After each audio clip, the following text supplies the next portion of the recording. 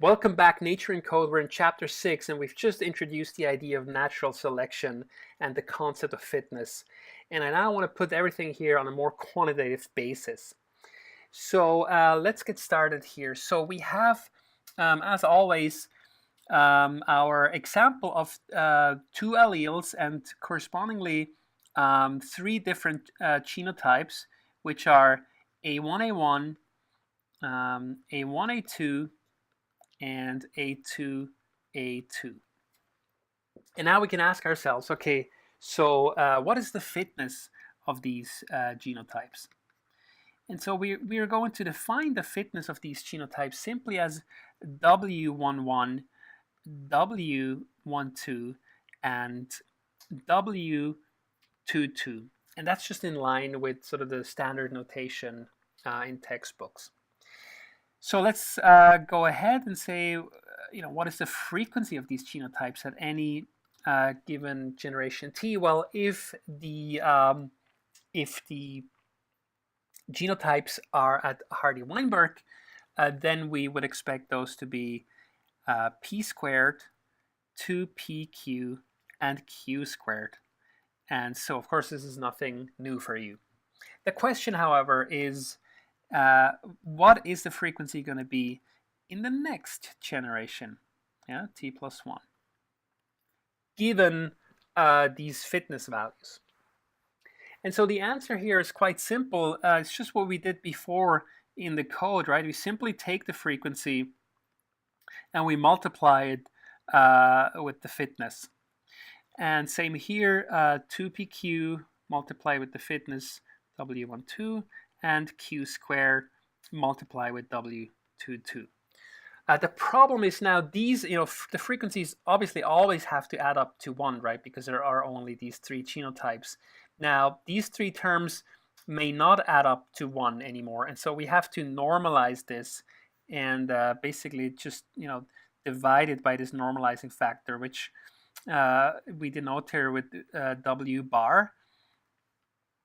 And whenever you need to normalize, a couple of numbers that you want to add up to 1, then you simply need to normalize it by their sum.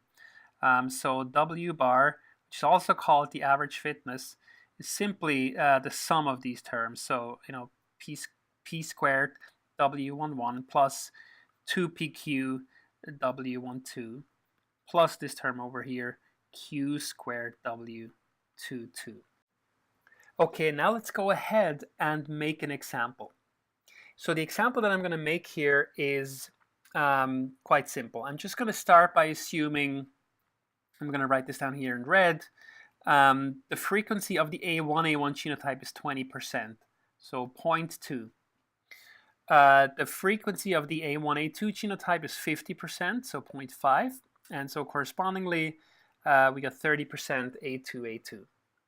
Now let's say the fitness of A1A1 is 1, fitness of A1A2 is 1.2, and the fitness of A2A2 is 1.5.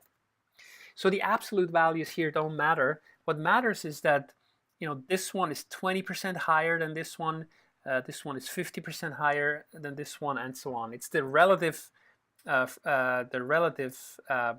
value. Okay, so now we can calculate. Excuse me. Now we can calculate these values here in the next generation.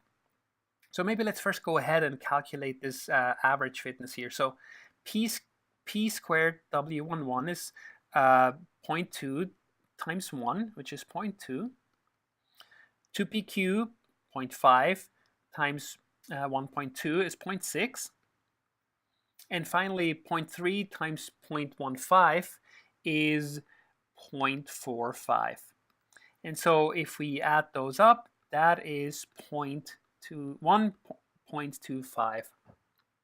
And so here you can see this is why we actually need to normalize this, right? Because these three values taken together would add up to 1.25, but they have to add up to 1. And so that's why we divide these terms here by 1.25.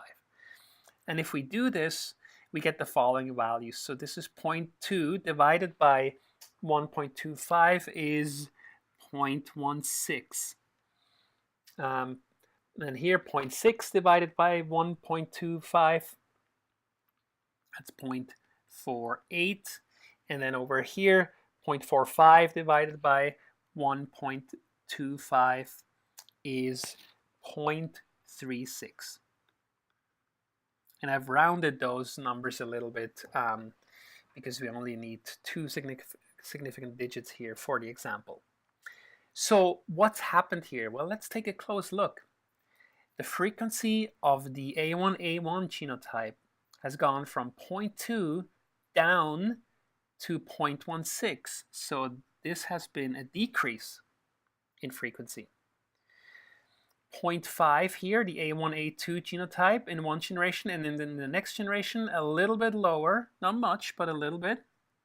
So also gone down in frequency. A2A2 on the other hand started at 0.3 and is now at 0.36, so has gone up in one generation.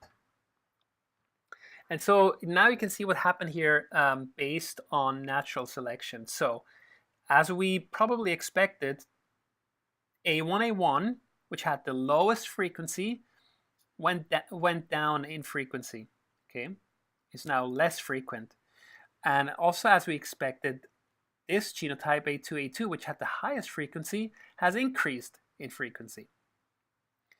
Now, this is perhaps a little surprising. You know, this genotype here, which didn't have the lowest frequency, still went down a little bit in frequency, which didn't have the lowest fitness, excuse me, still went down a little bit in frequency to 0.48. But this is how we calculate this. And this is perhaps now a good moment to reflect on what would happen if these fitnesses were actually equal. Because if these fitnesses were equal, so if we assume they all were 1, then there would be no fitness differences. And now these genotypes are effectively neutral. None of those genotypes has a selective benefit compared to the other ones. So what would the values be here? Well, let's go ahead and calculate this. And as you can see, this is actually, this is quite easy. So again, let's just do the exact same thing. Let's start with these frequencies. And now, in order to calculate the frequencies in the next generation, first we need to know what this average fitness is, this W bar. So 1 times 0.2 is still 0.2. 1 times 0.5 is 0.5, and 1 times 0.3 is 0.3. And so these three will add up to 1. And so now we need to divide these terms here by 1. So 0.2 divided by 1 is, of course, 0.2.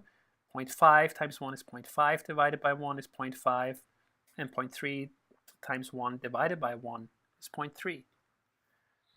And so you can see exactly what's happened, which is the genotype frequencies haven't changed at all.